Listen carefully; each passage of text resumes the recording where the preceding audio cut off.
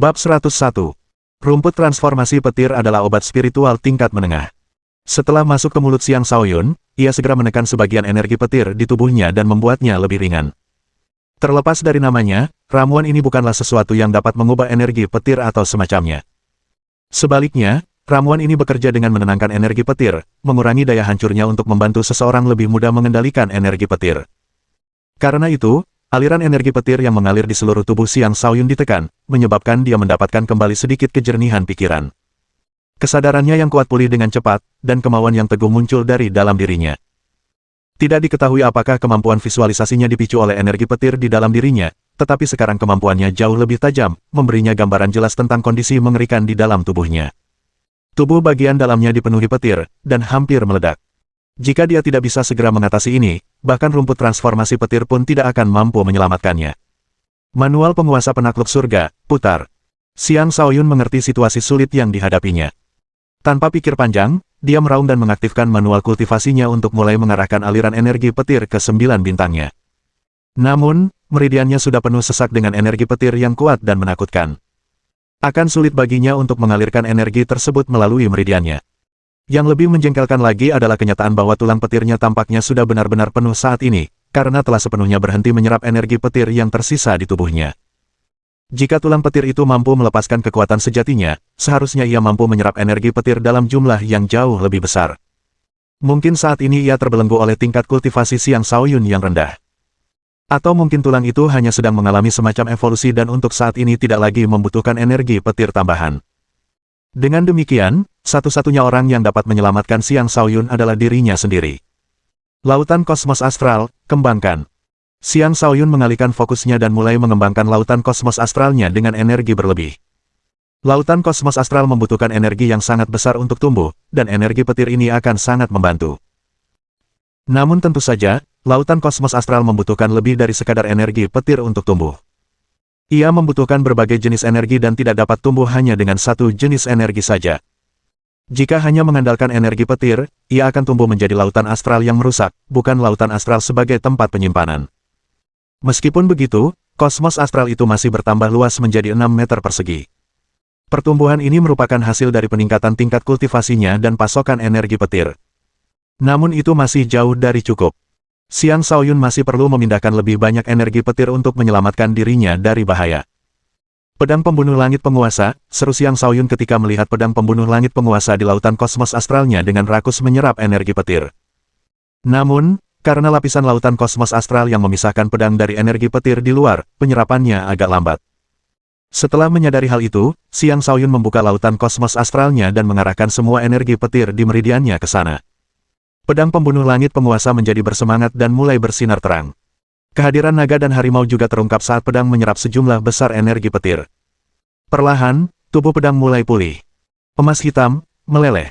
Xiang Shaoyun dapat merasakan apa yang coba dilakukan oleh pedang pembunuh langit penguasa. Meskipun menyerap semua energi petir, pedang itu masih belum dapat pulih sepenuhnya karena kerusakannya terlalu parah. Oleh karena itu, penting untuk memasok pedang tersebut dengan beberapa material untuk membantu pemulihannya. Emas hitam itu adalah sesuatu yang secara tidak sengaja diperoleh Xiang Shaoyun di pasar. Awalnya dia berencana untuk menempas senjata takdirnya sendiri dengan emas hitam itu, tetapi dengan adanya pedang pembunuh langit penguasa di dalam dirinya, dia berubah pikiran. Pedang pembunuh langit penguasa tampaknya terhubung dengannya oleh takdir, dan jika dia dapat sepenuhnya menempa kembali pedang itu, dia mungkin dapat mengubahnya menjadi senjata takdirnya.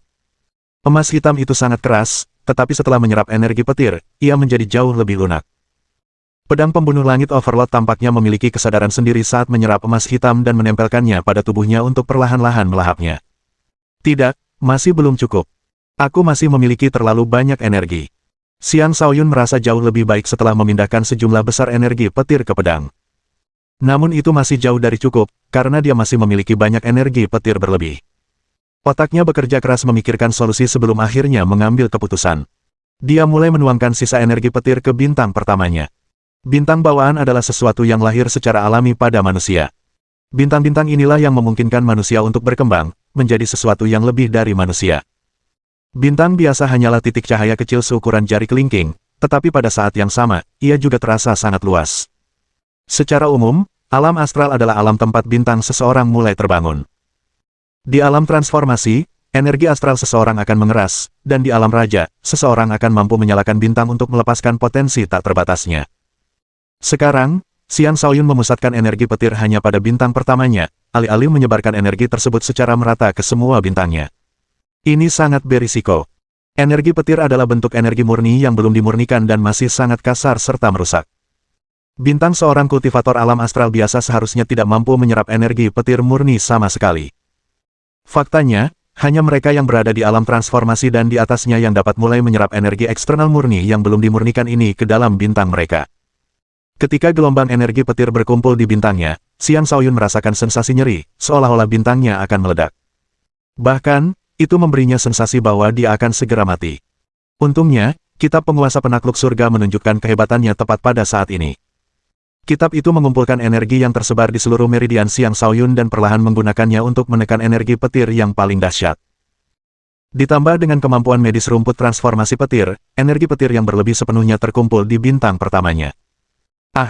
Xiang Shaoyun meraung berulang kali saat rasa sakit yang tak berujung menyerangnya. Rasa sakit itu membuatnya merasa seolah tubuhnya sedang dicabik-cabik hidup-hidup. Dia sama sekali tidak menikmati sensasi seperti itu. Sementara semua itu terjadi, tekadnya tumbuh tanpa henti. Inilah keteguhan tanpa batas yang berasal dari niat warisan yang dia terima dari Istana Bela Diri. Saat dia tetap teguh menghadapi rasa sakit dan penderitaan, kesadarannya tumbuh semakin kuat. Aku belum membalas dendam, dan aku belum merebut kembali semua yang menjadi milikku. Bagaimana aku bisa mati begitu saja? Energi petir. Tekan. Tekad Xiang Shaoyun terus tumbuh hingga akhirnya mencapai puncak baru, menghancurkan belenggunya, dan membuatnya melupakan rasa sakit yang dirasakannya. Dia terus mendorong semua energi petir yang tersisa di tubuhnya ke bintang itu. Bintang itu seolah merasakan kegigihan Xiang Shaoyun yang tak terbatas, karena mulai bersinar semakin terang, seolah-olah berubah menjadi bintang sungguhan. Ia menyerap semua energi petir, dan dengan arus listrik yang berderak di seluruh permukaannya, ia tampak seperti bintang petir yang dipenuhi energi petir murni yang tak terbatas. Setelah bintang itu menyelesaikan transformasinya, tulang petir Xiang Shaoyun juga mulai berubah. Tulang itu mulai bersinar, pancarannya membentuk hubungan dengan pancaran bintang pertama. Lautan astral berubah menjadi hamparan cahaya ungu.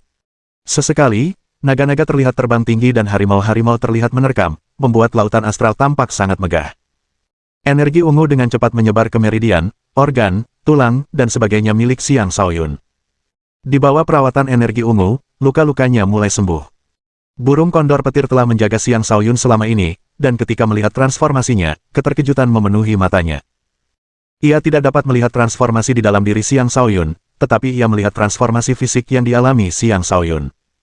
Retakan benar-benar telah terbentuk di permukaan tubuh Xiang Shaoyun. Bab 102. Apakah Xiang Shaoyun sedang sekarat? Tidak, dia tidak sekarat. Sebaliknya, dia sedang melepaskan kulit lamanya. Di antara manusia, ada pepatah yang mengatakan bahwa seseorang dapat melepaskan tubuhnya dan mengganti tulangnya. Tetapi itu hanya dapat dicapai oleh mereka yang telah mencapai tingkat kultivasi yang sangat tinggi. Itu adalah tahap di mana seseorang melepaskan kulit lamanya dan mengganti organ-organnya untuk menghasilkan sumber kehidupan baru dan membentuk tubuh hidup yang baru, memulihkan vitalitas masa mudanya. Itu adalah panggung yang hanya ada dalam legenda. Namun, hal ini sedang terjadi pada Xiang Shaoyun saat ini juga.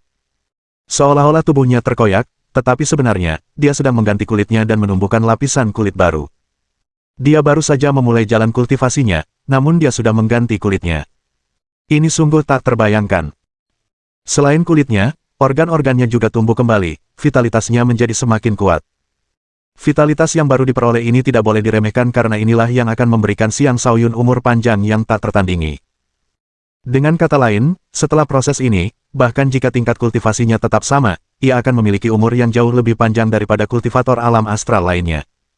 Bahkan, kultivator alam transformasi pun tidak akan memiliki umur yang lebih panjang darinya. Proses pergantian kulit itu tidak berlangsung lama.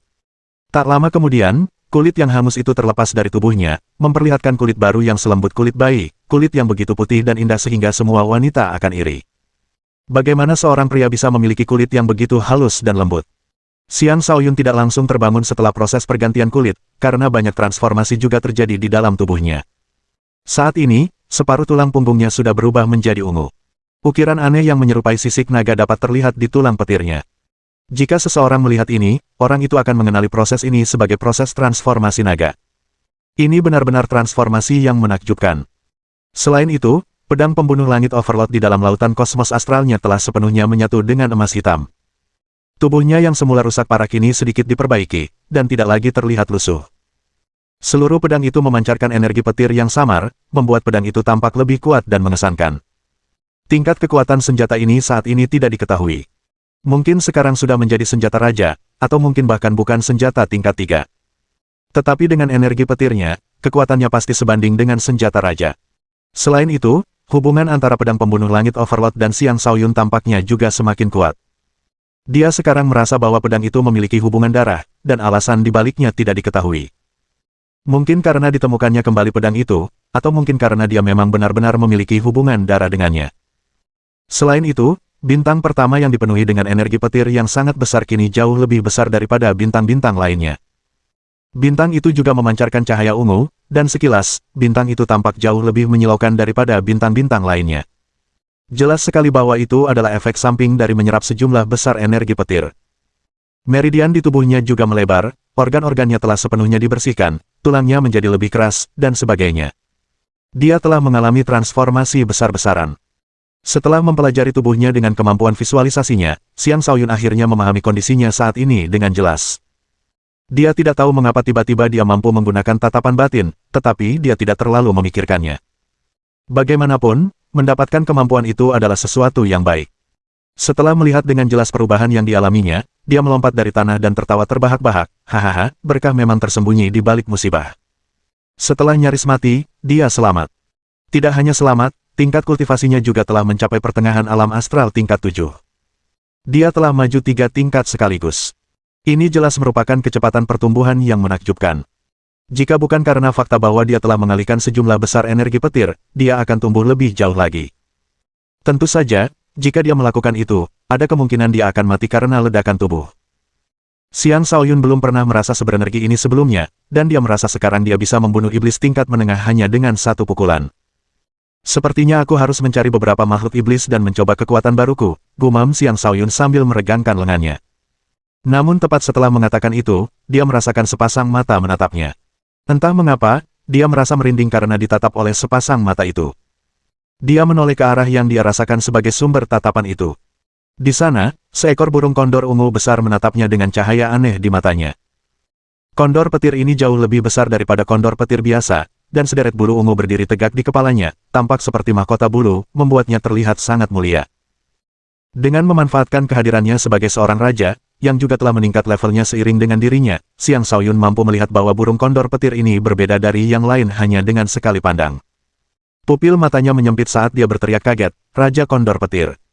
Sebelumnya, ketika Xiang Shaoyun mengumpulkan kekuatan petir, dia tidak memiliki kesempatan untuk melihat burung kondor petir itu dengan jelas. Dan menjelang akhir ketika burung kondor petir itu mengalami cobaan di sampingnya, semua indranya sudah benar-benar mati rasa. Jelas sekali bahwa Raja Burung Kondor Petir ini telah berhasil melewati cobaan dan telah menjadi Raja Iblis. Xiang Shaoyun telah menjadi jauh lebih kuat, tetapi meskipun demikian, ia masih merasa merinding ketika Raja Burung Kondor itu menatapnya. Ia mulai memikirkan jalan keluar, tetapi ia menyadari bahwa tidak ada yang bisa ia lakukan untuk membantunya. Sebelum kekuatan absolut, semua trik menjadi tidak berguna. Oh, halo, Raja Kondor Petir yang terhormat. Saya hanya lewat. Baiklah, saya akan pergi sekarang. Jangan repot-repot mengantar saya. Xiang Shaoyun berpura-pura tenang dan memberi hormat kepada Kondor Petir sebelum pergi. Kau tak perlu takut padaku. Aku tidak akan memakanmu, kata Raja Burung Kondor Petir sebelum Xiang Shaoyun sempat berlari. Xiang Shaoyun berhenti bergerak dan berbalik. Oh, benarkah? Kami, Burung Kondor, tidak pernah berbohong, kata Raja Kondor Petir dengan nada tegas. Kemudian dia melanjutkan, jika kalian benar-benar takut padaku, aku bisa membawa kalian keluar dari tempat ini. Haha, Raja Kondor Petir, karena kau tidak akan memakanku, tidak ada yang perlu kutakutkan, Xiang Shaoyun tertawa terbahak-bahak. Meskipun ia bingung mengapa Raja Burung Kondor Petir tidak akan memakannya, ia tidak lagi begitu khawatir. Lagi pula, janji-janji binatang buas iblis jauh lebih dapat dipercaya daripada janji-janji manusia. Tiba-tiba, Raja Burung Kondor Petir berubah menjadi wujud manusia. Wujud manusianya adalah seorang pria parubaya, dan bulu-bulu ungunya telah berubah menjadi pakaian ungu. Ia memiliki rambut runcing ungu yang bergoyang ringan di udara. Seluruh tubuhnya memancarkan kekuatan dan energi.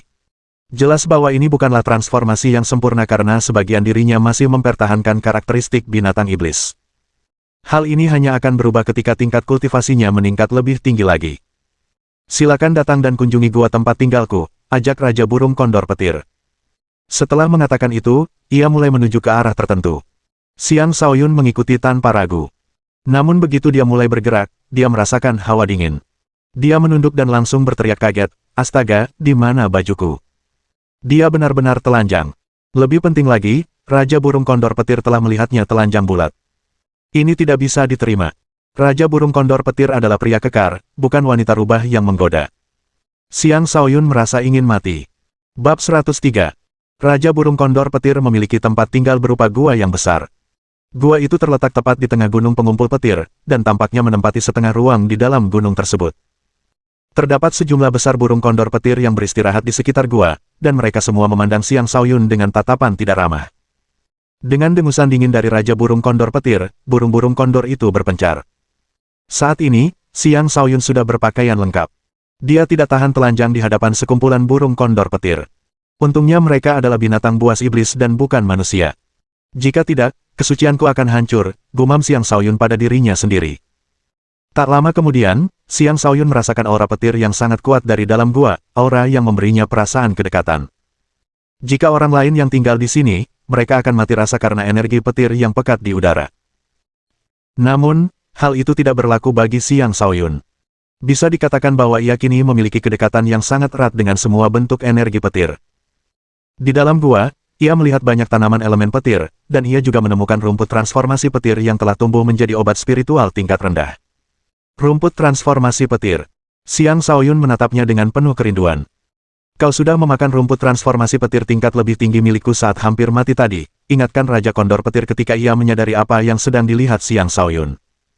Jadi, Raja Burung Kondor Petirlah yang telah menyelamatkan hidupku. Aku berterima kasih padamu, kata Xiang Shaoyun dengan ekspresi menyadari sesuatu sebelum dengan cepat menangkupkan tangannya dan berterima kasih kepada Raja Burung Kondor Petir. Dia ingat bahwa kondisinya sangat buruk ketika energi petir di dalam dirinya tiba-tiba menjadi jinak, memungkinkannya untuk mendapatkan kembali sedikit kejernihan pikiran dan akhirnya bertahan hidup. Sama-sama, kata Raja Burung Kondor Petir. Di sini, terlihat sebuah sarang besar yang dibangun dari ranting kering. Ini adalah tempat eksklusif bagi Raja Burung Kondor Petir. Karena ia membawa Xiang Shaoyun ke sini, jelas sekali ia sangat menyayanginya. Xiang Shaoyun berpengetahuan luas tentang binatang buas iblis. Tanpa ragu, ia langsung duduk di tengah ranting-ranting kering sebelum bertanya kepada Raja Burung Kondor Petir, "Bolehkah saya bertanya, mengapa Anda membantu saya, Raja Burung Kondor Petir?" Sampai sekarang, dia masih bingung tentang hal itu.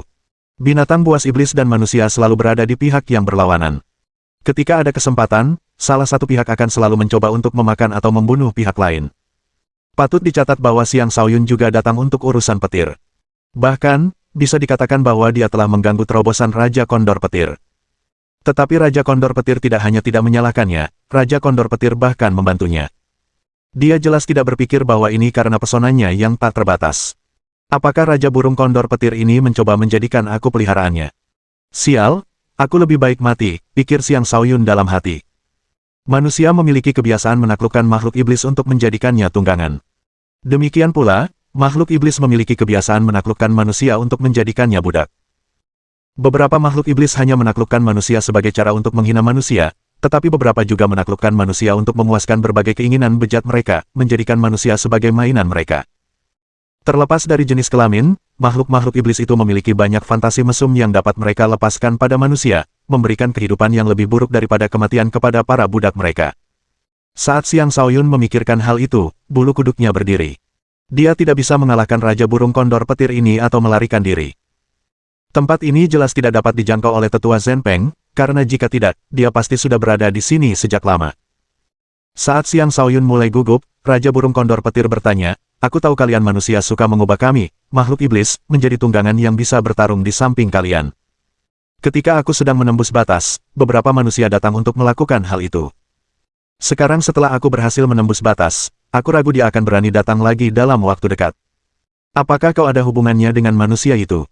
Xiang Shaoyun dengan cepat melambaikan tangannya dan berkata, "Apa hubungannya aku dengannya? Aku hanya di sini untuk meminjam kekuatan petir. Aku sama sekali tidak mengenalnya. Jika kau ingin membalas dendam padanya, silakan." Aku pasti tidak akan menghentikanmu. Bahkan, aku sepenuhnya mendukungmu untuk menjadikannya budakmu. Pergilah, jangan ragu. Xiang Shaoyun berbicara dengan murah hati, seolah-olah dialah yang memberikan budak manusia kepada Raja Burung Kondor Petir sebagai hadiah. Raja Burung Kondor Petir berkata dengan acuh tak acuh, aku tidak tertarik menjadikannya budakku. Lagi pula aku tidak bisa melakukannya. Dia terlalu kuat. Jika aku tidak menjebaknya dengan cobaan, mungkin aku tidak akan bisa membuatnya pergi sama sekali. Ah, Anda terlalu rendah hati, tuanku, kata Xiang Shaoyun, dengan perasaan agak muram. Tapi jika kau butuh tunggangan, aku tidak keberatan membantumu, kata Raja Burung Kondor Petir. Xiang Shaoyun dengan cepat melambaikan tangannya. Tidak perlu tunggu. Maksudmu kau akan memberiku burung kondor petir sebagai tungganganku? Tanya Xiang Shaoyun dengan heran. Dia tidak mengerti apa maksud Raja Kondor Petir itu. Tidak masuk akal jika Raja Kondor Petir ini menawarkannya tunggangan. Tetapi apa yang dikatakan Raja Kondor Petir selanjutnya membuatnya semakin terkejut. Maksudku, akulah yang akan menjadi tungganganmu, bukan burung kondor lainnya. Mereka semua tidak layak, jelas Raja Kondor Petir itu. Kau, tungganganku. Mulut Xiang Shaoyun ternganga lebar. Meskipun dia pernah menunggangi banyak Raja Iblis atau bahkan binatang buas yang lebih kuat sebelumnya, dia sendiri belum pernah menaklukkan satu pun dari mereka. Sekarang, dia tidak lagi menikmati kejayaan yang pernah dimilikinya. Dan dengan kekuatannya sebagai kultivator alam astral, sepertinya dia tidak akan mampu menaklukkan tunggangannya sendiri, apalagi Raja Iblis. Namun, disinilah ia berada, seorang Raja Iblis baru menawarkan diri untuk menjadi tunggangannya. Hal itu membuatnya merasa seperti sedang bermimpi. Seharusnya orang tahu bahwa seorang raja memiliki harga dirinya, dan bahkan jika raja itu adalah binatang buas iblis, ia tetap tidak akan mudah tunduk. Ketundukan ini mengejutkan Xiang Shaoyun bahkan lebih dari ketundukan tetua Zhenpeng. Tidak ada yang akan percaya hal seperti ini mungkin terjadi. Benar sekali. Kau memiliki energi petir bawaan paling murni yang tumbuh di dalam tubuhmu. Jika aku bisa tetap berada di sisimu dalam jangka panjang, aku akan mampu menjadi lebih kuat lagi, kata Raja Burung Kondor Petir dengan jujur. Burung kondor petir sebagai spesies tidak terlalu menonjol di antara binatang buas iblis. Mencapai alam Raja Iblis saja sudah sangat mengesankan bagi Raja Kondor Petir ini. Akan jauh lebih sulit baginya untuk mencapai tingkatan yang lebih tinggi lagi. Raja Kondor Petir sudah mempertimbangkan hal ini ketika pertama kali melihat petir ungu bawaan meluap dari tubuh Xiang Shaoyun. Dan ketika dia melihat Xiang Shaoyun melepaskan kulitnya, dia akhirnya memutuskan untuk menyerah. Meskipun manusia ini masih lemah, seseorang dengan petir ungu bawaan pasti akan memiliki prestasi luar biasa di masa depan. Tidak ada keraguan tentang itu. Xiang Shaoyun menarik napas dalam-dalam dan mengatur pikirannya sambil meratap dalam hati. Sepertinya aku benar-benar sangat menawan, sampai-sampai Raja Iblis pun tak bisa menolak pesonaku. Sialan, ini bawahan gratis. Sebaiknya aku ambil saja. Apakah kau yakin, Raja Kondor Petir? Setelah mengikutiku, kau harus mengikutiku ke wilayah manusia, kata Xiang Shaoyun. Ya, justru itulah yang saya khawatirkan. Saya baru saja mencapai terobosan, dan saya masih perlu mengurus klan saya. Akan terlalu merepotkan bagi saya untuk pergi. Karena itu, sebaiknya kau tinggal dan berlatih di sini saja. Ini akan bermanfaat bagimu, dan selama terobosanmu ke alam raja di masa depan, itu juga akan bermanfaat bagi saya, kata Raja Kondor Petir. Apa? Tidak. Kenapa kau tidak mau patuh menjadi tungganganku? Xiang Shaoyun berteriak dalam hati, tetapi ketika berbicara, kata-katanya jauh lebih tenang, kurasa itu bukan ide yang bagus. Ia merasa ingin menamparkan dirinya sendiri karena telah mengajukan begitu banyak pertanyaan kepada Raja Kondor Petir. Seharusnya ia langsung menyetujui proposal itu tanpa memberi Raja Kondor kesempatan untuk berubah pikiran. Bab 104. Raja Kondor Petir memang telah berubah pikiran. Ia merasa pilihan terbaik adalah agar Xiang Shaoyun tetap tinggal di sini. Adapun Xiang Shaoyun, ia menangis terseduh-seduh karena penyesalan. Raja Kondor Petir, Anda telah menyelamatkan hidup saya, jadi tentu saja saya akan membalas budi Anda. Tetapi jika Anda membiarkan saya tinggal di sini, bahkan jika saya menghabiskan seluruh hidup saya untuk berkultivasi, saya tetap tidak akan mampu mencapai alam raja. Saya hanya akan mengecewakan harapan Anda. Xiang Shaoyun mencoba mengubah pikiran Raja Kondor Petir. Kenapa tidak? Meskipun aku bukan manusia, aku tahu bahwa tidak akan sulit sama sekali bagi seseorang dengan petir ungu bawaan untuk mencapai alam raja. Apakah kau berbohong padaku hanya karena kau tidak ingin tinggal di sini? Tanya Raja Burung Kondor Petir dengan kesal. Tidak, sama sekali tidak. Dengarkan aku. Meskipun aku memiliki petir ungu bawaan, manusia membutuhkan lebih dari itu untuk maju dalam kultivasi. Untuk maju dalam kultivasi, aku perlu memahami berbagai cara yang dapat aku gunakan untuk memanfaatkan kekuatan dan kemampuanku. Dengan tetap tinggal di sini, aku akan terus memikirkan wilayah manusia, yang mengakibatkan keadaan mental yang kacau. Dan dengan keadaan mental yang kacau, wajar jika aku tidak dapat maju dalam kultivasi, jelas Xiang Shaoyun. Aku tidak mengerti semua itu. Yang aku mengerti adalah, jika kau tetap di sini, aku akan membantumu mencapai alam raja dengan segenap kekuatanku, kata Raja Kondor Petir dengan keras kepala. Jika kau ingin membantuku, kau cukup menjadi tungganganku dan mengikutiku kembali ke wilayah manusia. Ketika aku menjadi raja, aku akan membantumu mencapai alam yang lebih tinggi lagi. Xiang Shaoyun memutuskan untuk berhenti bertele-tele dan membalas dengan tawarannya sendiri. Jika dia dipaksa tinggal di sini, apa bedanya dengan menjadi budak manusia Raja Kondor Petir? Dia tidak bisa menerima itu. Tidak, aku telah berubah pikiran, tegas Raja Burung Kondor Petir itu. Jangan dipaksakan, Raja Kondor Petir. Itu tidak akan menguntungkan kita berdua. Xiang Shaoyun pun mulai marah. Sebagai Raja Kondor Petir yang agung, bagaimana mungkin dia mengingkari kata-katanya? Di mana kehormatan seorang raja? Apakah kau mengancamku? Raja Burung Kondor Petir berdiri dan menatap tajam Xiang Shaoyun. Kau hanyalah Raja Iblis biasa. Jadi apa masalahnya jika aku mengancammu? Makan saja aku jika kau bisa. Xiang Shaoyun memutuskan untuk mengabaikan semua kewaspadaan dan mengaktifkan tulang petirnya, menyebabkan naga dan harimau di dalam tulang punggungnya menyerbu keluar. Naga dan harimau itu mengelilinginya, memancarkan tekanan unik yang hanya dimiliki naga dan harimau. Ini adalah manifestasi dari kehadirannya sebagai seorang raja, dan dari naga dan harimau itu, naga ungu kini tampak lebih kokoh sementara harimau tampak relatif lebih lemah. Meskipun begitu, saat naga dan harimau muncul, kehadiran Xiang Shaoyun tampak berubah total. Aura agung terpancar darinya, membuat orang sulit untuk menatapnya langsung. Raja Kondor Petir juga meraung saat aura iblisnya melonjak untuk bertemu dengan aura Xiang Shaoyun. Karena Raja Kondor Petir adalah Raja Iblis sejati, aura iblisnya tak terbatas dan sangat kuat. Namun ketika aura iblis itu melonjak, naga ungu dan harimau di belakang Xiang Shaoyun meraung, dan keduanya menerkam ke depan. Menghadapi naga ungu dan harimau itu, aura iblis tersebut justru ketakutan dan mundur. Naga dan harimau adalah raja-raja binatang buas, dan aura kekaisaran mereka bukanlah sesuatu yang bisa ditandingi oleh Raja Burung Kondor Petir. Inilah perbedaan antara tingkatan garis keturunan. Namun, kekalahan auranya bukan berarti Raja Kondor Petir tak berdaya melawan Xiang Shaoyun. Bagaimanapun, dia adalah Raja Iblis sementara Xiang Shaoyun masih kultivator alam astral tingkat 7, setara dengan iblis menengah. Raja Kondor Petir benar-benar bisa mengalahkan Xiang Shaoyun jika dia mau. Xiang Shaoyun tidak memberi Raja Kondor Petir kesempatan untuk bereaksi saat ia segera mulai melarikan diri. Ia akan mencoba melarikan diri apapun yang terjadi, karena ia tidak akan menerima nasib menjadi makanan Raja Kondor Petir. Sayangnya, ia bahkan belum meninggalkan gua ketika Raja Kondor Petir muncul di hadapannya dengan sekejap. Raja Kondor Petir, binatang buas iblis tidak pernah berbohong. Kau berjanji tidak akan memakanku, kata Xiang Shaoyun.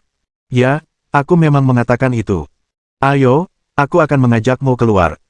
Kuharap kau akan mengingat kebaikan yang kulakukan padamu di masa depan, kata Raja Burung Kondor Petir. Jangan khawatir. Aku, Xiang Shaoyun, bukanlah orang yang melupakan kebaikan. Di masa depan, aku pasti akan membalas budimu atas bantuanmu, kata Xiang Shaoyun dengan gembira. Semuanya akan baik-baik saja selama Raja Burung Kondor Petir bersedia melepaskannya. Namun sayang sekali Raja Burung Kondor Petir telah berubah pikiran dan tidak akan menjadi tunggangannya lagi. Jika tidak, Xiang Shaoyun akan memiliki pembantu hebat tambahan ketika dia kembali ke istana balai bela diri. Raja Kondor Petir juga bimbang. Dia baru saja menjadi Raja Iblis dan akan sangat tidak senang berpisah dengan klannya saat ini. Dia masih perlu tinggal dan melindungi mereka. Karena itu, dia harus mengifangkikan niatnya untuk mengikuti Xiang Shaoyun. Saat mengutus Xiang Shaoyun, Raja Burung Kondor Petir menawarkan seekor burung kondor petir muda sebagai tunggangannya. Namun Xiang Shaoyun menolak. Meskipun ia juga menginginkan tunggangan burung kondor petir, karena ia sudah memiliki si kecil putih, ia tidak punya waktu untuk merawat burung kondor petir selain si kecil putih. Yang lebih penting lagi, garis keturunan burung kondor petir biasa tidak terlalu kuat. Alam tertinggi yang bisa dicapai burung kondor petir mungkin adalah alam Raja Iblis. Jika orang lain mengetahui bahwa Xiang Shaoyun telah menolak burung kondor petir yang bebas, mereka mungkin akan sangat marah hingga mati. Seharusnya orang tahu bahwa binatang terbang adalah yang paling sulit ditaklukkan. Begitu seseorang mendapatkan tunggangan terbang, ia akan langsung bisa melayang di langit dan mengamati dunia di bawahnya. Tetapi Xiang Shaoyun tidak peduli dengan itu, karena ia telah merasakan sensasi melayang bebas di udara sejak lama. Seorang raja manusia telah tinggal tepat di luar wilayahku, tampaknya sedang mencari sesuatu, kata Raja Burung Kondor Petir. Ini adalah wilayah Burung Kondor Petir. Karena itu, dia tahu semua yang terjadi di sekitar sana. Apakah dia orang yang menyerangmu sebelumnya? Tanya Xiang Shaoyun. Tidak. Kalau tidak, aku tidak akan meninggalkannya sendirian, kata Raja Burung Kondor Petir. Kalau begitu, bawa aku kepadanya. Dia mungkin orang yang kucari, kata Xiang Shaoyun. Dengan demikian, Raja Burung Kondor Petir secara pribadi membawa Xiang Shaoyun keluar dari wilayah Burung Kondor Petir. Di sana, Tetua Zhenpeng dan Zi Changhe dapat ditemukan. Ketika Tetua Zhenpeng merasakan kedatangan Raja Burung Kondor Petir, dia segera berjaga-jaga. Namun tiba-tiba dia melihat seseorang menunggangi Raja Burung Kondor itu, dan ketika dia melihat siapa orang itu, wajahnya berseri-seri gembira. Itu Tuan Muda. Dia masih hidup. Sudah berhari-hari sejak Xiang Shaoyun menghilang. Tetua Zhenpeng telah mencarinya kemana-mana. Ia bahkan mempertimbangkan untuk memperluas pencariannya ke wilayah Burung Kondor Petir. Namun, banyaknya Burung Kondor Petir memaksanya untuk menghentikan pencariannya. Lagi pula, jika Xiang Shaoyun benar-benar ditangkap oleh Burung Kondor Petir, dia pasti sudah mati sekarang. Percuma saja dia menyerbu ke sana. Tapi dia masih percaya bahwa Xiang Shaoyun aman. Apapun yang terjadi, tuan mudanya tidak terlihat seperti orang yang akan mati muda. Maka, ia menunggu di sini dengan sabar. Peng Tua, kakak senior, teriak Xiang Shaoyun saat melihat mereka. Kemudian, Raja Kondor Petir mendarat di hadapan keduanya dan membiarkan Xiang Shaoyun turun darinya. Tuan muda, apakah Anda baik-baik saja? Tanya Tetua Zhenpeng. Meskipun ia sangat terkejut melihat Xiang Shaoyun tiba dengan menunggangi Raja Kondor Petir, ia tetap menekan keterkejutannya dan tidak menunjukkannya. Aku baik-baik saja. Raja Burung Kondor Petir menyelamatkanku, kata Xiang Shaoyun. Ingat janjimu, kata Raja Burung Kondor Petir sebelum terbang pergi. Tuan muda, bukankah dia tunggangan Anda? Tetua Zhenpeng bingung. Dia memang ingin menjadi tungganganku, tapi aku mengabaikannya, kata Xiang Shaoyun dengan acuh tak acuh. Bab 105. Kau bahkan bersikap dingin kepada Raja Iblis. Mata Tetua Zhenpeng terbelalak lebar saat ia berseru kaget.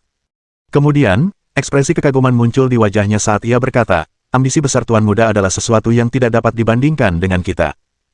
Dalam hati, Tetua Zhenpeng berteriak dengan sedih, Tuan Muda, jika Anda tidak menginginkan Raja Iblis, Anda masih bisa menaklukkannya dan menjadikannya tunggangan saya, bukan?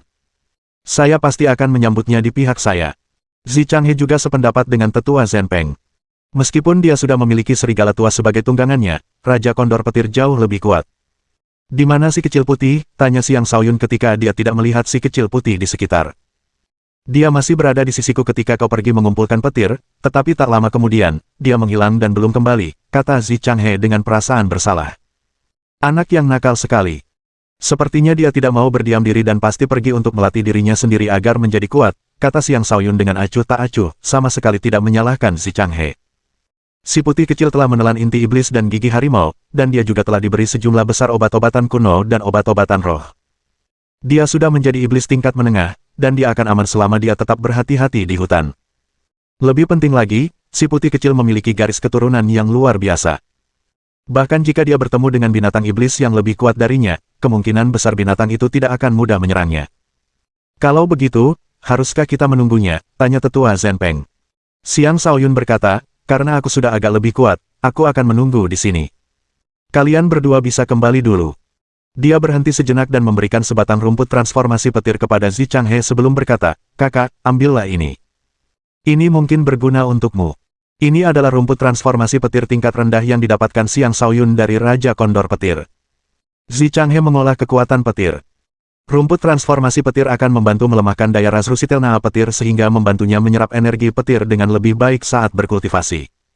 Oke. Aku sudah lama mencari yang seperti ini, tapi akhirnya kaulah yang menemukannya untukku, kata Zi Changhe dengan gembira. Tunggu, Tuan Muda, Anda sudah tumbuh sebanyak itu. Anda sekarang berada di tahap ke-7, seru Tetua Zhenpeng dengan cemas ketika akhirnya menyadari perubahan tersebut. Selain peningkatan kultivasi Xiang Shaoyun, Tetua Zhenpeng juga memperhatikan transformasi tubuh Xiang Shaoyun. Ia tampak seperti orang yang benar-benar baru, kulitnya halus dan lembut namun tegap. Bahkan kehadirannya terasa jauh lebih kuat. Mendengar seruannya, Zi Changhe juga mengamati Xiang Shaoyun. Keterkejutan terpancar di matanya.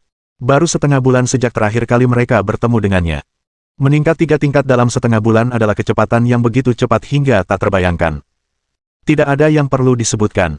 Aku masih terjebak di alam astral.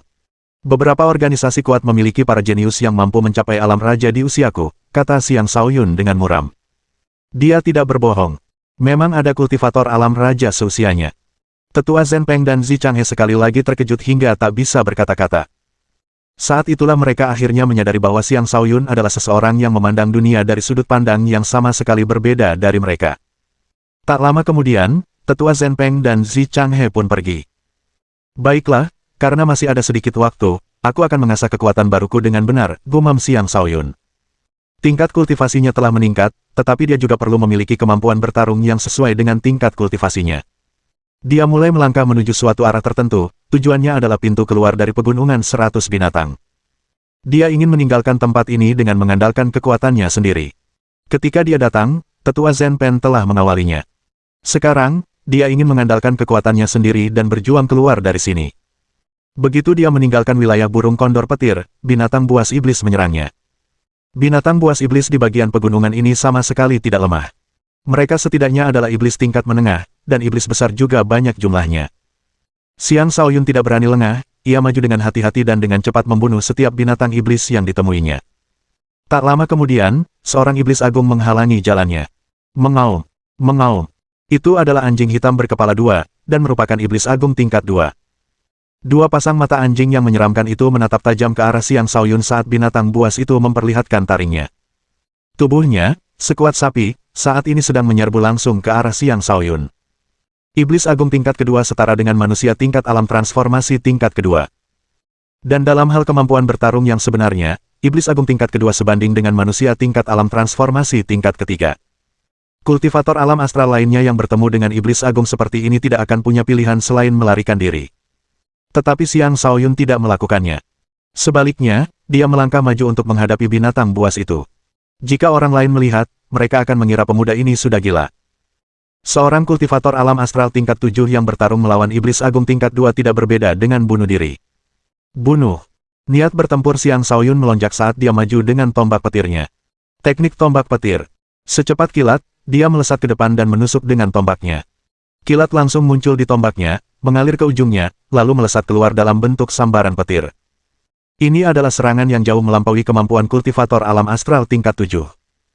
Bahkan, ini adalah serangan yang biasanya hanya bisa dilancarkan oleh seseorang yang baru bisa mencapai puncak alam astral. Anjing hitam berkepala dua itu jauh lebih kuat daripada Xiang Shaoyun. Ia memuntahkan segumpal energi hitam yang berubah menjadi bola hitam. Bola hitam itu menghantam serangan petir Xiang Shaoyun, menghancurkannya sepenuhnya. Bola hitam itu terus melaju ke depan dan tiba di hadapan Xiang Shaoyun dalam sekejap mata. Xiang Shaoyun bergerak ke samping, menghindari serangan itu, dan bersandar pada sebuah pohon. Kemudian dia menendang pohon itu dan melesat ke arah anjing hitam berkepala dua itu. Namun, anjing hitam berkepala dua itu juga bereaksi cepat. Ia meraung sebelum melompat, dan menghindari tombak Xiang Shaoyun yang mendekat sebelum menerkam Xiang Shaoyun. Ia mencakar Xiang Shaoyun dengan cakar yang sangat tajam. Cakar-cakar itu dipenuhi dengan kekuatan luar biasa yang mampu merobek bahkan batu sekalipun. Saat ini, Xiang Shaoyun masih berada di udara. Karena itu, akan sulit baginya untuk menghindari serangan tersebut. Tanpa pilihan lain, ia melindungi dadanya dengan tombak petir untuk bertahan dari serangan itu. Dentang. Serangan itu mengenai sasaran, menciptakan percikan api yang besar, dan bahkan mematahkan tombak petir menjadi dua. Sebagian dari serangan itu juga mengenai Xiang Shaoyun, tetapi untungnya, hanya pakaiannya yang robek dan dia sendiri tidak terluka. Dengan kainnya yang robek, baju zirah dalam yang dikenakannya terlihat. Ini bukan baju zirah biasa, melainkan baju zirah kelas raja. Ini adalah sesuatu yang ia terima dari si pemabuk tua, tetapi ia belum pernah menggunakannya sebelumnya. Namun setelah insiden petir yang menyambar, dia tidak punya pilihan selain menjadi lebih berhati-hati. Karena itu, dia memutuskan untuk menggunakan baju zirah tersebut. Bagaimanapun, tidak ada yang lebih penting daripada melindungi nyawanya. Karena itu, dia sama sekali tidak terluka oleh serangan anjing hitam berkepala dua itu. Bahkan, setelah serangan itu mengenai sasaran, muncul celah baginya untuk menyerang. Jari penghancur bintang. Sebelum Xiang Shaoyun mendarat di tanah, jarinya melesat ke arah anjing hitam berkepala dua itu. Bang! Jari penghancur bintang meluncurkan pancaran energi petir ungu yang tiba di depan salah satu kepala anjing hitam berkepala dua dalam sekejap mata. Anjing hitam berkepala dua itu tidak dapat bereaksi tepat waktu, sehingga serangan itu mengenainya, menyebabkannya menjerit kesakitan. Barulah saat itu Xiang Shaoyun akhirnya mendarat di tanah. Namun begitu kakinya menyentuh tanah, dia langsung melesat ke depan. Bersamaan dengan itu, dia menarik tinjunya yang terkepal. Arus listrik ungu menari-nari di seluruh tubuhnya, dan saat dia meninju, semua energi petir itu melesat keluar bersamaan. Tinju petir. Bab 106. Xiang Shaoyun tidak menahan diri sedikit pun dalam pukulannya itu, menarik kekuatan dari energi petir di bintang pertamanya dan petir ungu bawaan dari tulang petirnya. Kedua sumber energi petir itu bertumpuk, dan mengalir melalui meridian di lengannya sebelum melesat keluar dari tinjunya. Sambaran petir itu bergemuruh seperti naga yang meraung, membawa serta kekuatan yang tak terbatas. Gemuruh. Anjing hitam berkepala dua itu pertama kali terkena jari penghancur bintang, dan sebelum sempat pulih dari rasa sakit, pukulan itu datang dan mengejutkannya. Kekuatan petir yang mengerikan itu sangat merusak, mengubah semua tumbuhan menjadi arang. Kehebatan tinju ini benar-benar melampaui batas seorang kultivator alam astral. Ada 3 tahapan dalam jurus tinju petir. Pada tahap pertama, seseorang akan memadukan energinya ke dalam tinjunya. Pada tahap kedua, seseorang akan memadukan petir ke dalam tinjunya, dan pada tahap ketiga, seseorang akan mulai menarik petir ke dalam tubuhnya. Dengan memanfaatkan petir ungu bawaan dalam tubuhnya, Xiang Shaoyun mampu melepaskan efek yang hanya tersedia pada tahap kedua, mencampurkan petir ke dalam tinju. Ini adalah pukulan yang hanya bisa dilepaskan oleh mereka yang berada di tahap kedua tinju petir, dan secara teknis memiliki daya hancur yang melampaui bahkan serangan kultivator alam raja. Lagi pula, hanya kultivator alam raja yang mampu meminjam kekuatan alam untuk melepaskan serangan yang menghancurkan. Anjing hitam berkepala dua itu memiliki tubuh yang tangguh, tetapi meskipun demikian, tubuhnya langsung meledak saat terkena pukulan bertenaga penuh Xiang Shaoyun. Tubuhnya hancur menjadi tumpukan daging cincang. Xiang Shaoyun menatap tinjunya sendiri dengan takjub, wajahnya dipenuhi rasa tidak percaya. Dia memang merasa sekarang bisa melawan iblis agung biasa, tetapi tidak pernah menyangka bahwa dia sebenarnya cukup kuat untuk membunuh iblis agung dengan satu pukulan. Jadi, apakah ini kekuatan sambaran petir? Bukan, ini adalah kekuatan petir ungu bawaan, atau mungkin kombinasi keduanya. Xiang Shaoyun menarik napas dalam-dalam sebelum menunjukkan ekspresi gembira. Setelah menyadari kekuatan pukulannya, kepercayaan diri Xiang Shaoyun meningkat. Dengan ini, meninggalkan pegunungan 100 binatang tidak akan lagi sesulit sebelumnya. Dia melanjutkan perjalanannya dengan kepercayaan diri yang baru. Namun tanpa sepengetahuannya, di udara, seseorang mengamati setiap tindakannya. Jadi tuan muda itu memang sangat kuat. Pantas saja dia menolak perlindunganku. Sepertinya aku juga harus bekerja lebih keras agar tidak berhenti berguna bagi tuan muda. Kalau tidak, aku hanya akan tersisihkan di masa depan. Orang ini tak lain adalah tetua Zhen Peng. Dia khawatir tentang Xiang Shaoyun, jadi setelah membawa Zi Changhe ke tempat yang aman, dia berbalik untuk membuntuti Xiang Shaoyun dalam kegelapan. Setelah menyaksikan kekuatan Xiang Shaoyun yang menakjubkan, ia akhirnya percaya bahwa Xiang Shaoyun mampu meninggalkan tempat ini sendiri. Ia juga menyadari bahwa Xiang Shaoyun sedang berusaha menempa dirinya di sini dan tidak boleh diganggu oleh orang lain. Pada saat itulah keraguan terakhir yang masih tersisa dalam dirinya untuk menjadi pengikut Xiang Shaoyun lenyap. Tidak akan pernah salah untuk mengikuti seorang tuan muda dengan prospek yang tak terbatas seperti ini. Setelah tetua Zhen Peng pergi, Xiang Shaoyun mendongak ke tempat tetua Zhen Peng tadi berdiri, dan bergumam, apakah tetua Zhen Peng masih ada di sini? Mengapa aku merasa seperti ada yang mengawasiku?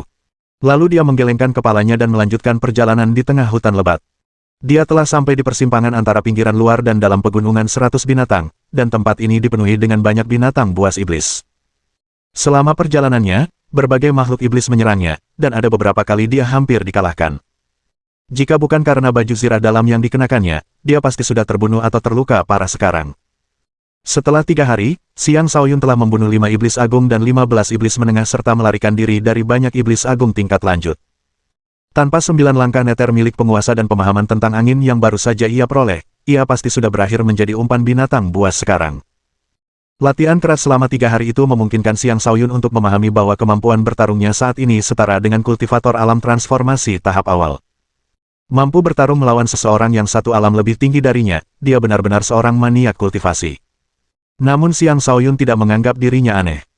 Dia tahu bahwa di zaman kuno, ada kultivator alam astral tahap awal yang mampu membunuh iblis agung dengan satu pukulan. Ada juga banyak kultivator alam transformasi yang mampu menginjak Raja Iblis hingga mati dengan satu hentakan kaki mereka. Meskipun itu hanya legenda, Xiang Shaoyun percaya bahwa orang-orang aneh itu benar-benar ada. Contoh yang bagus adalah tempat dia dibesarkan. Di sana, terdapat para jenius yang mampu melawan orang-orang beberapa tingkat di atas mereka. Tentu saja, beberapa dari orang-orang itu juga termasuk dalam daftar orang-orang yang akan dia kalahkan di masa depan. Karena itu, dia harus menjadi lebih kuat lagi. Xiang Shaoyun saat ini sedang memanen ramuan tua. Dia baru saja menyimpan ramuan itu ketika tiba-tiba dia mendengar sesuatu. Kewaspadaannya langsung meningkat. "Bos, ini aku," suara Little White terdengar lantang. Kemudian, seekor harimau putih salju muncul dan menyerbu ke arahnya. Pendatang baru itu tak lain adalah si kecil putih yang telah memperbesar tubuhnya. Jika bukan karena sedikit perbedaan warna bulunya, dia akan tampak persis seperti harimau putih. Xiang Shaoyun memeluk leher Little White dan berkata, "Haha, aku tahu kau akan baik-baik saja." Si putih kecil menggosokkan kepalanya ke tubuh Xiang Shaoyun sebelum berkata, "Bos, apakah kita berangkat sekarang?" "Ya, beberapa waktu lalu, aku masih khawatir kau tidak akan bisa menyusulku tepat waktu." Xiang Shaoyun mengangguk. "Bos, jangan pergi dulu. Aku menemukan beberapa manusia di sana. Mereka sepertinya telah menemukan sesuatu yang bagus dan saat ini sedang memperebutkannya," kata Little White sambil menunjuk ke arah tertentu. "Oh, tapi karena mereka yang menemukannya duluan, lupakan saja," kata Xiang Shaoyun. "Dia tidak tertarik merampok orang lain. Dia bukan bandit. Sepertinya aku tidak sengaja mendengar bahwa mereka berasal dari kelompok pemburu singa gila," tambah si putih kecil. Kelompok pemburu singa gila pernah memburu Xiang Shaoyun ketika dia pertama kali mendapatkan mata air bintang bumi. Saat itu, si putih kecil benar-benar tak berdaya. "Grup pemburu singa gila. Hehe, bocah kecil, jadi ternyata kau juga menyimpan dendam. Baiklah, ayo kita lihat," kata Xiang Shaoyun.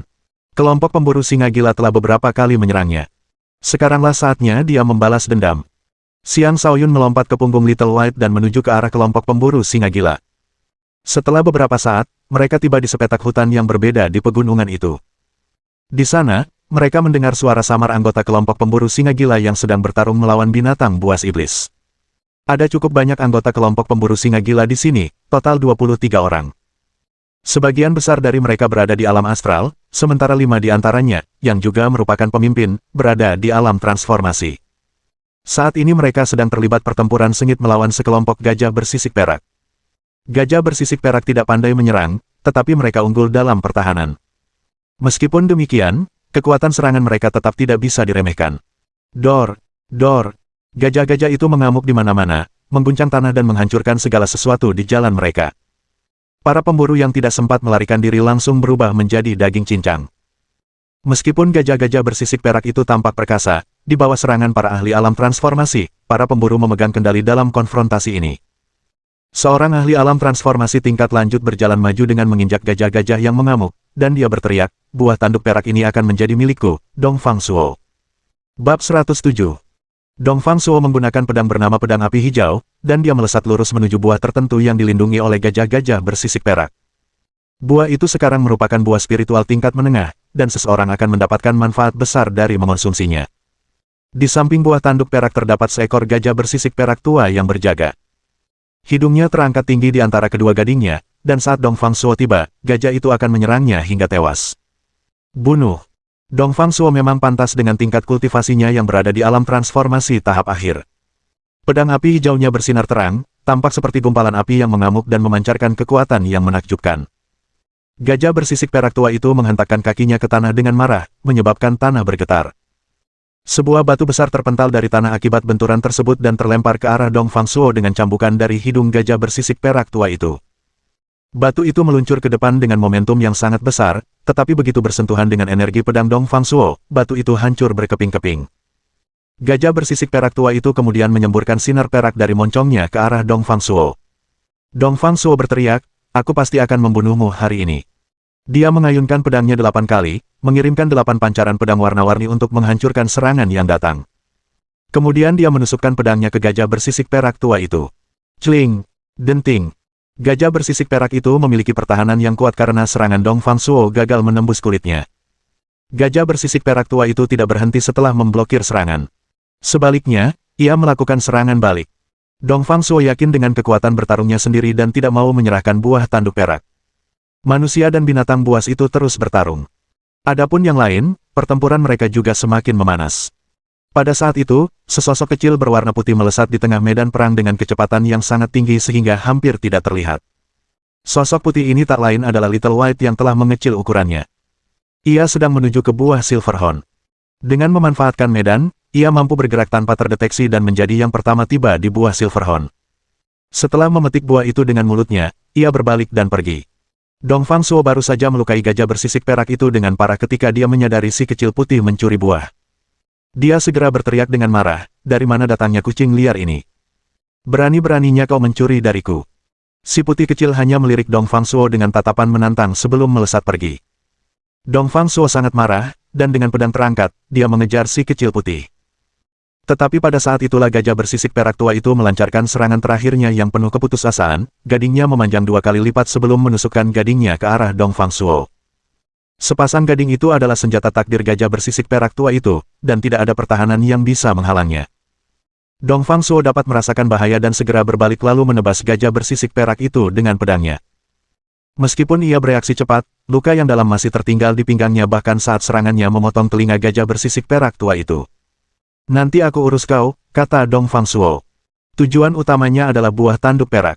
Karena itu, dia memutuskan untuk melupakan gajah itu dan mengejar si kecil putih sebagai gantinya. Hentikan binatang kecil itu, teriak Dongfang Suo. Mendengar teriakan itu, seorang pengguna alam transformasi meninggalkan medan perang dan mencoba mencegat si putih kecil. Namun si putih kecil terlalu cepat baginya. Pada saat yang sama, gajah-gajah bersisik perak menjerit dan menyerang anggota kelompok pemburu singa gila tanpa mempedulikan nyawa mereka sendiri lagi. Sayangnya, jumlah iblis agung di antara mereka tidak mencukupi. Akibatnya, tak lama kemudian, satu gajah demi satu gajah terbunuh. Setelah kekalahan gajah-gajah bersisik perak, kelompok pemburu singa gila meninggalkan beberapa dari mereka untuk membersihkan gajah-gajah yang tersisa sementara yang lain mengikuti Dongfang Suo dan mengejar si kecil putih. Matilah kau, binatang kecil. Dongfang Suo adalah yang tercepat di antara mereka, dan di tengah pengejaran, dia tiba-tiba melemparkan beberapa senjata tersembunyi ke arah si putih kecil.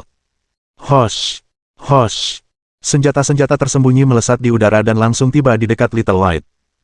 Tepat sebelum senjata-senjata itu mengenai Little White, ia meringkuk dan berguling di tanah. Dengan melakukan itu, tubuhnya menjadi lebih kecil, membantunya menghindari senjata-senjata tersembunyi tersebut.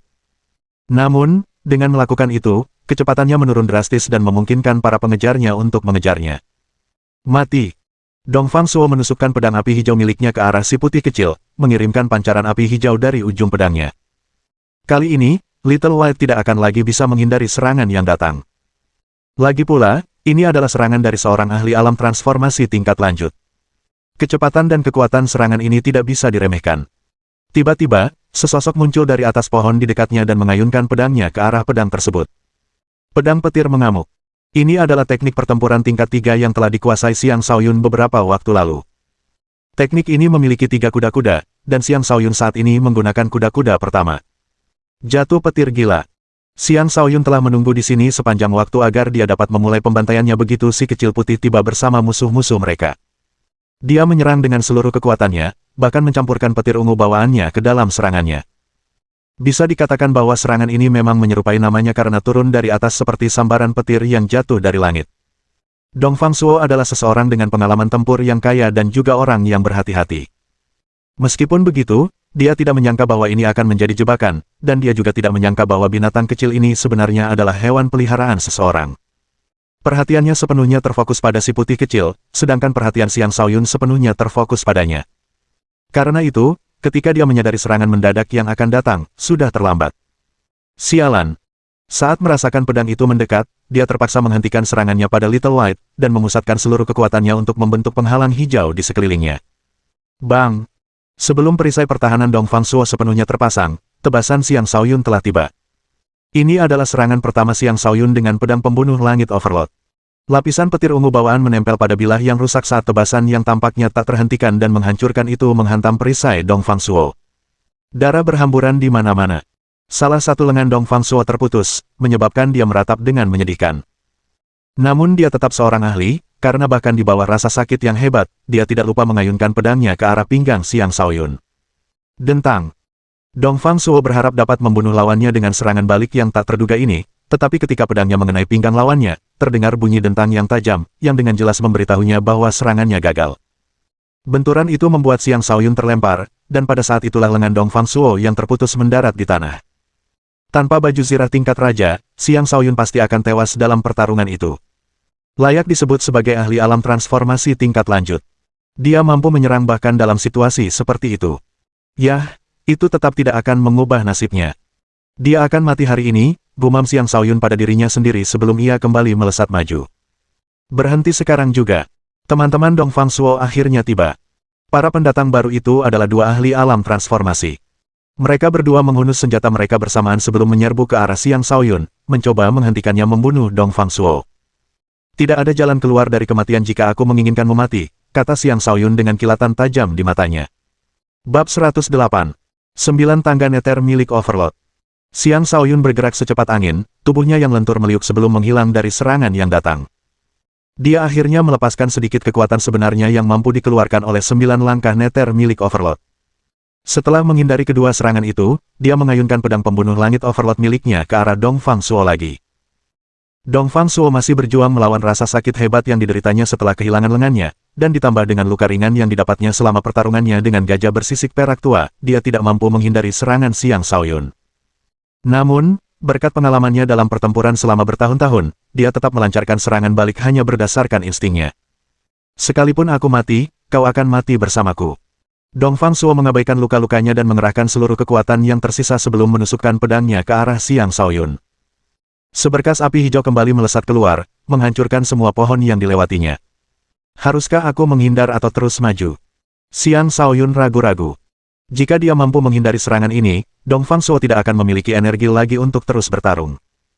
Dan jika dia tidak bisa menghindari serangan ini, satu-satunya yang bisa dia lakukan adalah menghadapinya secara langsung. Tetapi dia tidak tahu apakah dia akan selamat dari benturan langsung itu.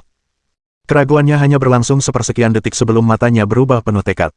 Dia berteriak, aku telah menerobos batasan demi batasan. Sekarang, izinkan aku menerobos batasan lain lagi. Petir ungu bawaan menyembur keluar dari tulang petir Xiang Shaoyun. Pada saat yang sama, dia juga menarik sejumlah besar energi petir dari bintang pertamanya. Seketika, pedang pembunuh langit Overlord bersinar terang. Kemudian, pedang dan saber bertabrakan. Gemuruh. Gemuruh. Gelombang kejut dahsyat menyebar keluar, menghancurkan banyak pohon di sekitarnya. Dua ahli alam transformasi yang baru tiba juga terpaksa menghentikan pergerakan mereka dan membangun penghalang pertahanan masing-masing untuk melindungi diri dari gelombang kejut tersebut. Ketakutan terpancar jelas di wajah mereka, karena mereka tidak menyangka bahwa orang yang membunuh pemimpin mereka sebenarnya begitu kuat. Dua sumber energi yang saling berlawanan itu menghilang, dan dua sosok terlempar ke dua arah yang berlawanan. Xiang Shaoyun tersedak darah saat terlempar ke udara. Lengan bajunya robek berkeping-keping. Hanya itu yang terjadi padanya setelah menerima serangan Dongfang Suo secara langsung, seteguk darah dan lengan baju yang robek. Dengan kata lain, dia sepenuhnya selamat dari serangan itu. Adapun Dongfang Suo, kondisinya jauh lebih buruk. Ia sudah terluka parah, dan setelah tabrakan, seluruh tubuhnya hangus terbakar, dengan asap mengepul dari rambutnya. Tubuhnya berkedut tanpa henti, dan ia tampak seperti sedang menghembuskan napas terakhirnya. Seorang ahli alam transformasi tingkat lanjut benar-benar didorong ke keadaan seperti itu oleh seorang kultivator alam astral tingkat 7. Tidak ada yang akan mempercayai ini jika mereka tidak menyaksikannya sendiri. Bahkan dua anggota kelompok pemburu singa gila di dekatnya pun sulit mempercayainya, padahal mereka telah menyaksikan sendiri kejadian tersebut. Wakil komandan, teriak salah satu dari mereka yang akhirnya pulih dari keterkejutannya. Mereka bergegas mendekati Dongfang Suo. Mereka tidak lagi berani mencoba melawan Xiang Shaoyun. Bagi mereka, Xiang Shaoyun kemungkinan besar adalah seseorang yang jauh lebih kuat dari mereka dan hanya berpura-pura lemah untuk mengejutkan lawan-lawannya. Karena itu, mereka tidak berani mengejarnya. Mereka hanya berharap bisa pergi dan meminta bala bantuan setelah menyelamatkan wakil komandan mereka. Namun, mereka sama sekali tidak menyangka, Xiang Shaoyun sama sekali tidak berniat membiarkan mereka pergi. Niat bertempur Xiang Shaoyun saat ini sedang memuncak. Dia bisa merasakan kekuatan dahsyat di setiap serat tubuhnya, dan dia juga bisa merasakan kekuatan petir ungu bawaannya. Tidak ada rasa takut di hatinya, dan dia mendambakan pertempuran sengit saat ini juga. Dia membelai pedangnya, menenangkan niat bertarungnya yang bergejolak, dan berubah menjadi serangkaian bayangan saat dia menyerang keduanya dengan teknik pedang 9 penguasa langit miliknya. Pedang petir mengamuk. Semburan energi pedang yang dahsyat melesat ke depan dengan lapisan energi petir yang mengamuk melekat padanya, meninggalkan pancaran ungu tak terbatas dimanapun ia lewat. Niat bertempur Xiang Shaoyun telah mencapai batas absolut, dan dalam keadaannya saat ini, ia tampak telah menyatu dengan pedang pembunuh langit penguasa miliknya. Sebagai seorang penguasa tertinggi, ia seharusnya sangat angkuh, mampu mengalahkan lawan yang tak seorang pun bisa kalahkan, dan tak tertandingi. Sebuah keyakinan fanatik tiba-tiba muncul dalam pikirannya, dan seperti lampu terang, keyakinan itu menuntunnya ke jalan terang yang akan ia tempuh dalam pengembangan dirinya di masa depan. Dari dua kultivator alam transformasi, satu berada di tahap ketiga sementara yang lain di tahap kedua. Keduanya juga bukan lawan yang mudah dikalahkan, dan ketika mereka melihat Xiang Shaoyun menyerbu ke arah mereka, mereka tidak punya pilihan selain menghadapinya. Kau berani membunuh wakil komandan kelompok pemburu singa gila. Kau tidak akan selamat dari ini, terroret salah satu dari mereka sebelum mengacungkan pedang besar ke arah Xiang Shaoyun. Adapun orang lainnya, dia menghantamkan palu besar ke arah Xiang Shaoyun dari sudut yang berbeda. Keduanya membentuk serangan menjepit, masing-masing mengirimkan serangan yang sangat kuat, memenuhi seluruh area dengan aura mereka. Xiang Shaoyun mengaktifkan kemampuan instingnya untuk meningkatkan penglihatannya secara tajam. Dua arus listrik terlihat menjalar keluar dari matanya, memberinya penampilan yang agak menyeramkan. Serangannya tepat mengenai titik buta keduanya, menghancurkan serangan mereka berdua. Meskipun dia menyerang titik buta mereka, dia masih bisa merasakan gelombang kejut yang hebat dari benturan tersebut. Untungnya, setelah membentuk kembali tubuhnya dengan bantuan energi petir, dagingnya menjadi jauh lebih kuat. Setelah memaksa keduanya mundur, Xiang Shaoyun tidak berhenti. Dia terus maju dengan gerakan kaki yang menakjubkan langsung menuju lawan yang lebih lemah. Kemudian, dia mengayunkan pedangnya ke depan tanpa ampun. Petir ungu bawaannya adalah energi petir paling murni dan langsung menghancurkan penghalang pertahanan lawannya, memaksa lawannya untuk tetap bertahan. Pikiran untuk menggunakan serangan sebagai pertahanan memang sempat terlintas di benak orang ini, tetapi ketika ia memikirkan bagaimana Xiang Shaoyun mampu mengalahkan wakil komandannya, ia menyimpulkan bahwa Xiang Shaoyun jauh lebih kuat darinya.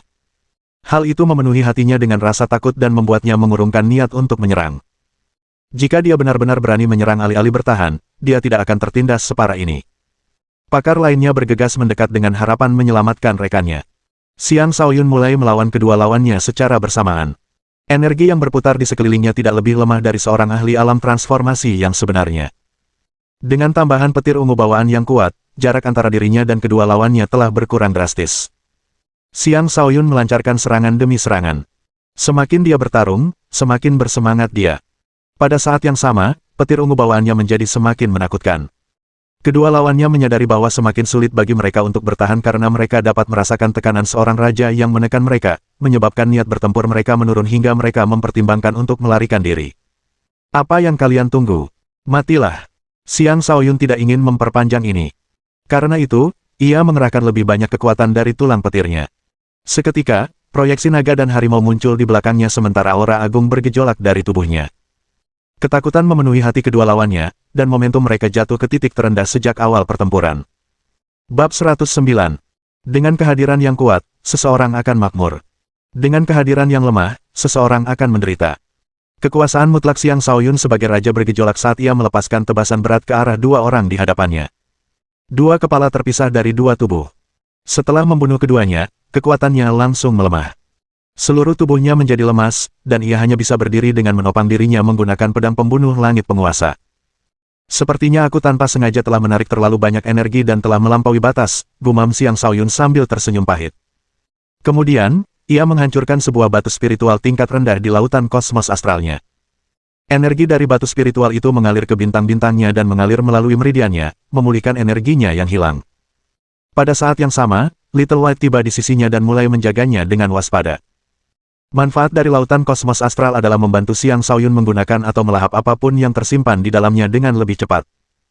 Hal itu pada gilirannya membantunya pulih lebih cepat saat menggunakan item pemulihan yang tersimpan di sana. Pada saat itu, kelompok pemburu singa gila yang tertinggal untuk menangani gajah bersisik perak akhirnya tiba. Ketika mereka melihat tiga mayat di tanah, keterkejutan terpancar di wajah mereka. Wakil komandan tewas, dan dua kapten juga tewas. Bagaimana ini bisa terjadi? Teriak seorang ahli alam transformasi tahap pertama dengan panik. Little White tiba-tiba membesar dan menerkam orang itu. Sebelum mereka sempat bereaksi, Little White mendarat dan menggigit kepala ahli alam transformasi. Ahli alam transformasi itu benar-benar terkejut. Pemandangan ini semakin menakutkan anggota kelompok pemburu singa gila lainnya. Mereka baru saja selesai bertarung melawan gajah bersisik perak, dan semuanya mengalami luka-luka dengan tingkat keparahan yang berbeda. Kekuatan tempur mereka saat ini bahkan belum mencapai setengah dari kekuatan penuh mereka. Bagaimana mereka bisa menghadapi iblis agung seperti ini?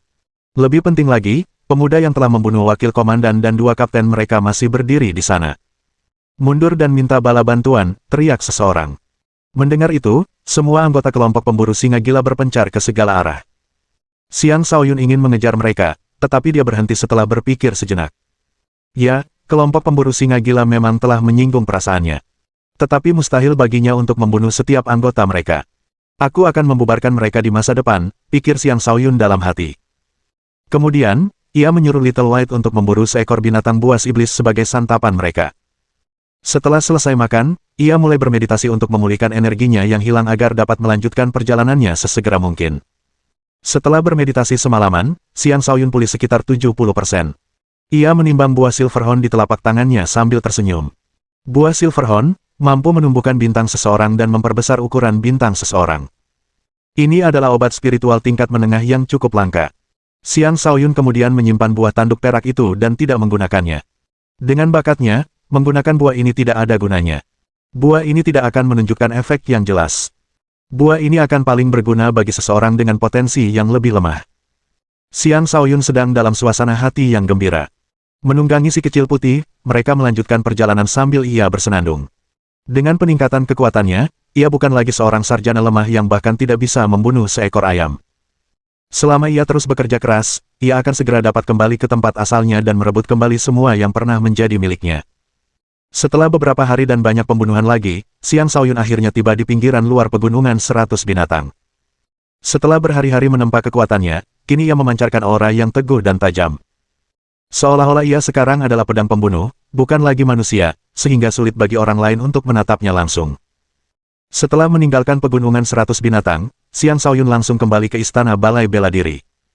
Dia tidak ingin tetua Zhen Peng dan Zi Changhe terus mengkhawatirkannya. Setelah kembali ke istana balai bela diri, dia mencari Xia Liuhui dan memberinya buah tanduk perak. Xia Liuhui sangat tersentuh. Buah Silverhorn adalah obat spiritual tingkat menengah, tetapi atasannya memberikannya kepadanya seolah-olah itu bukan apa-apa. Kemurahan hati ini adalah sesuatu yang bahkan tidak bisa dibandingkan dengan banyak orang. Xiang Shaoyun hanya berusaha membantu Xia Liuhui sebisa mungkin. Bagaimanapun, ini adalah teman pertamanya di istana Aula Bela Diri. Dia berharap Xia Liuhui bisa menjadi lebih kuat, agar bisa berdiri di sisinya di masa depan. Meskipun kemungkinannya kecil, dia tetap harus mencoba karena dialah bosnya. Mengenai hancurnya kayu sambaran petir, tetua Zhen Peng lah yang akan menjelaskannya. Lagi pula, tetua Zhen Peng lah yang mengambilnya dari istana balai bela diri, bukan dia. Tidak ada seorang pun di istana balai bela diri yang berani mengganggu kultivator alam raja. Hanya orang bodoh yang akan melakukan itu. Xiang Shaoyun mengabaikan segalanya dan memulai pengasingan selama 3 bulan. Dia harus menjadi lebih kuat sebelum pertempuran kota. Lebih penting lagi, melalui pembunuhan terus-menerus di pegunungan 100 binatang, dia telah menyadari bahwa dia perlu meningkatkan akumulasi kartu trufnya. 3 bulan adalah waktu yang sangat singkat bagi seseorang yang fokus pada kultivasi. Dengan Xiang Shaoyun yang hanya fokus pada kultivasi, waktu terasa berlalu lebih cepat baginya. Jika Zi Changhe tidak datang untuk memberitahunya bahwa pertempuran kota akan dimulai dalam setengah bulan, dia akan terus mengasingkan diri. Pertempuran antar kota adalah acara besar di kota batas awan. Lebih dari 100 kota akan mengirimkan murid-murid dari berbagai akademi dan organisasi kultivasi untuk mewakili mereka dalam kompetisi dan memenangkan kehormatan serta kejayaan bagi mereka. Baru-baru ini, Istana Balai Bela Diri telah mendorong para muridnya untuk berkembang, dan pertempuran kota adalah alasannya. Sebelum pertempuran kota, kompetisi internal akan diadakan di Istana Balai Bela Diri untuk memilih 50 murid terkuat yang nantinya akan dikirim ke pertempuran kota. Dengan kekuatan Xiang Shaoyun, dia tidak perlu berpartisipasi dalam proses seleksi. Namun Zi Changhe tetap memaksanya untuk keluar dan menunjukkan wajahnya. Meskipun dia telah menjaga profil rendah dalam beberapa bulan terakhir, dia tetaplah seorang kultivator luar biasa yang menerima perhatian tak terhitung di Istana Balai Bela Diri. Dialah yang menyebabkan fenomena 5 bintang menerangi langit saat pertama kali datang. Tidak lama kemudian, ia mengalahkan murid-murid klan Wu, pasangan kakak beradik Li, dan bahkan murid tetua pertama, Ye Tianlong, pun ketakutan hanya dengan teriakannya. Berbagai prestasinya memberikan tekanan besar pada murid-murid lainnya. Di sisi lain, para murid perempuan benar-benar terpikat oleh Xiang Shaoyun. Sejumlah besar murid perempuan mengedipkan mata dan tersenyum padanya, mencoba menarik perhatiannya dan menciptakan sesuatu yang indah di antara mereka dan dirinya. Xiang Shaoyun berpura-pura tidak melihat apapun dan hanya duduk di pojok sambil melamun. Shaoyun, sebuah suara riang terdengar dari belakangnya. Ketika Xiang Shaoyun berbalik, dia melihat Lu Xiaoxing berdiri di sana mengenakan pakaian bela diri, tangannya terlipat di belakang punggung. Dia menatapnya dengan kelembutan di matanya dan dengan senyum berseri-seri di wajahnya. Sudah beberapa bulan sejak terakhir kali ia bertemu Lu Xiaoxing, dan kini ia tampak lebih anggun dan cantik. Ia bagaikan bunga yang mekar di puncak keindahannya. Xiang Shaoyun tersenyum dan berkata, "Lu Xiaoxing, kamu juga ikut seleksi?" "Tentu saja aku mau." Kakakku sudah memberitahuku bahwa ada tempat yang sudah dipesan untukmu. Aku ingin bertarung bersamamu, jadi aku harus masuk 40 besar dalam seleksi, kata Lu Xiaoxing, dengan niat bertarung yang membara. Dia telah bersumpah untuk mengikuti Xiang Shaoyun dari dekat di setiap langkahnya, tidak membiarkan dirinya tertinggal terlalu jauh. Jika dia tetap di tempat yang sama, dia hanya akan mendapati sosoknya perlahan-lahan menjauh darinya. Bab 110. Proses seleksi yang sedang berlangsung memenuhi Istana Aula Bela Diri dengan suasana yang meriah. Banyak murid pribadi dan murid internal berkumpul, saling bertarung untuk memperebutkan supremasi. Leng Han, Lu Xiaoxing, dan Xia Liuhui mampu menonjol di antara banyak murid dan masuk ke dalam 50 besar. Mereka semua adalah murid luar generasi terbaru, dan dalam waktu singkat 1 tahun, mereka berhasil memasuki alam astral dan bahkan berhasil maju beberapa tahap secara berturut-turut setelah memasuki alam astral. Pada akhirnya, mereka menonjol dan menjadi bagian dari 50 murid teratas. Dapat dikatakan bahwa perjalanan mereka menuju puncak sama sekali tidak mudah. Dari ketiganya, Leng Han dulunya adalah murid luar terkuat.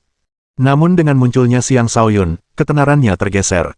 Meskipun begitu, tidak ada yang heran jika ia mencapai hasil seperti itu dalam seleksi. Adapun Lu Xiaoxing, dia sudah lama menarik perhatian tetua ke-11, He Yinghua. Karena itu, hasilnya pun tidak terlalu mengejutkan. Satu-satunya orang yang mengejutkan semua orang dengan penampilannya adalah Xia Liuhui. Dia dulunya adalah murid luar biasa, tetapi setelah mengikuti Xiang Shaoyun, tingkat kultivasinya meroket seperti roket.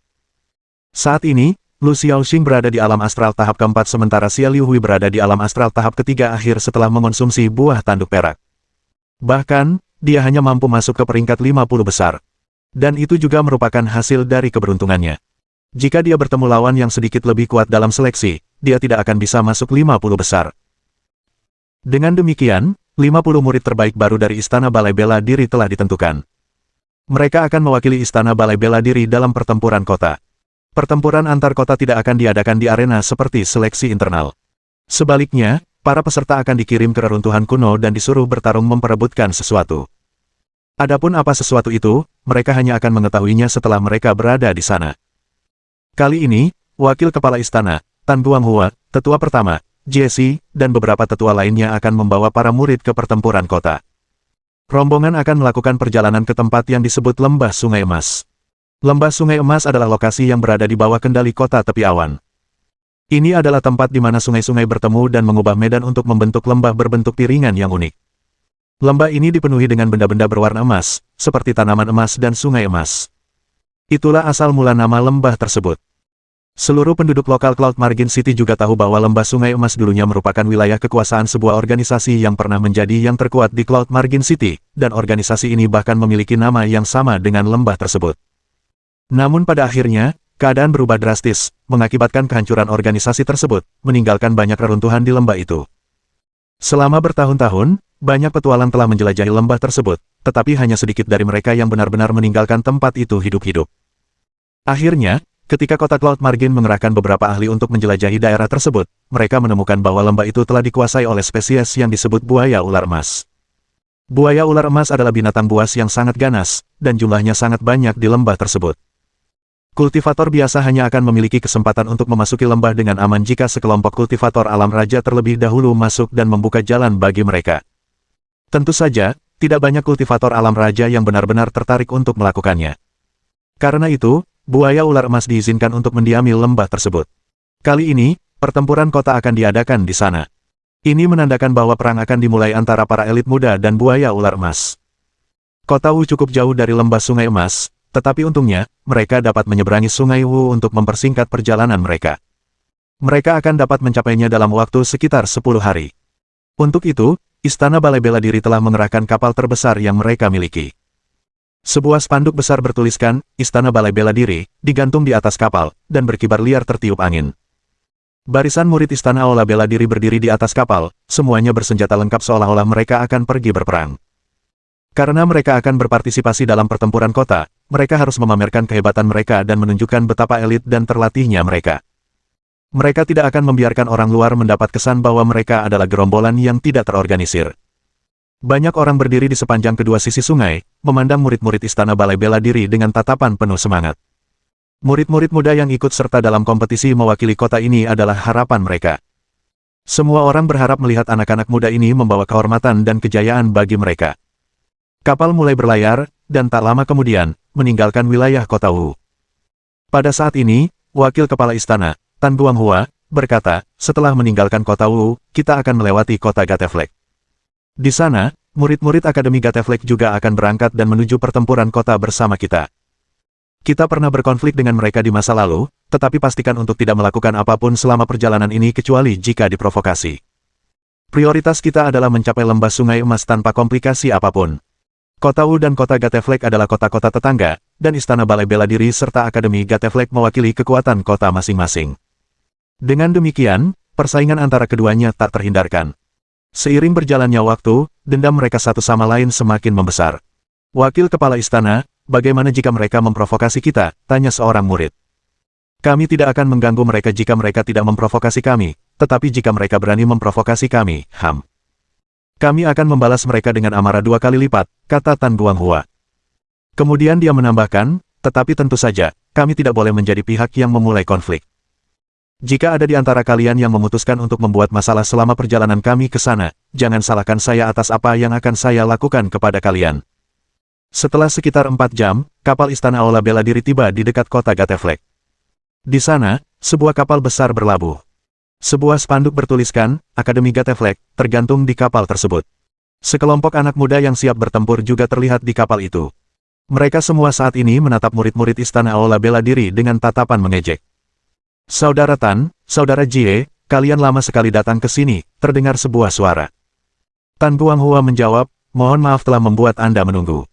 Saya ingin tahu apakah rombongan Anda sudah siap berangkat sekarang. Tentu saja kami siap. Bagaimana mungkin kami membiarkan kalian menunggu, jawab orang itu sebelum berkata kepada murid-muridnya, berangkatlah sekarang. Akademi Gateflek, kemenangan. Akademi Gateflek, kemenangan. Begitu perintah untuk berangkat diberikan, para pemuda di kapal mulai meneriakkan yel-yel dengan tertib.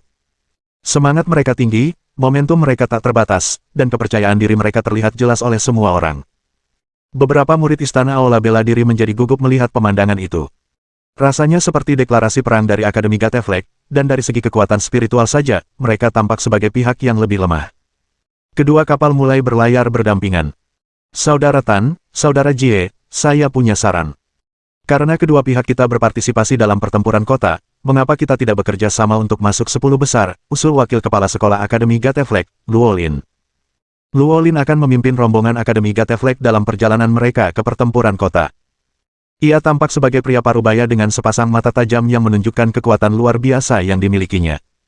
Itu ide yang bagus, tetapi kita tidak bisa memastikan apakah para murid benar-benar bisa bekerja sama.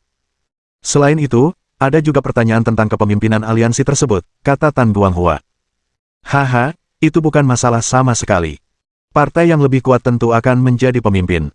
Lagi pula, akan sulit bagi kita masing-masing untuk masuk 10 besar secara independen. Sebaiknya kita bekerja sama. Dengan begitu, kita akan memiliki peluang lebih besar untuk berhasil, kata Luo Lin sambil tersenyum percaya diri. Tepat ketika Tan Guanghua hendak menjawab, Jie membuka mulutnya, jangan tertipu. Mereka mungkin sudah mempersiapkan diri. Mohon dukungan dari omom ante-ante sekalian, buat subscribe atau sharekan novel Mimin ke Facebook kalian, agar channel Mimin bisa terus berkembang. Dengan begitu, Mimin bisa lebih semangat untuk up novel seru lain ke depannya. Buat teman-teman yang sudah subscribe dan sharekan novel Mimin, Mimin ucapkan terima kasih sebanyak-banyaknya. Sekiranya teman-teman menghadapi masalah video diputar dalam bahasa Inggris, coba tukar kepada bahasa Indonesia original melalui cara ini. Semasa mendengarkan, pencet tombol setting di atas kanan video, pilih audio track dan tukar bahasa.